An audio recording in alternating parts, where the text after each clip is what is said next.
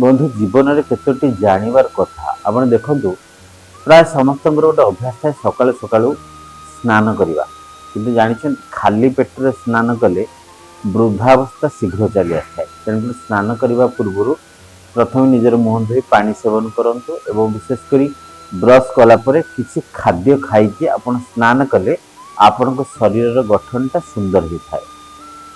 एवं विशेषकर जदि आपण केबे मुहरे पानी भरिकरी मुहरे पानी देकी आग गाधौछंती ताल जीवन थंडा सर्दी के आपको आसी न थाए। आ जो लोक मैंने पेट माड़ी सदा सर्वदा शुअती से हृदघात हमार संभावना थाए पेट माड़ी के शोबे वो विशेषकर आपड़ जदि डाइनिंग रे बसी खाइबार अभ्यास आपणकर अच्छी ताहले आपण परिवर्तन करंतु तले चक्का पकई बसी खातु देखिए आपणकर पाचन प्रक्रिया खूब शीघ्र डाइजेशन को सपोर्ट करता है एवं खाद्य सहज हजम होता है। जय जगन्नाथ।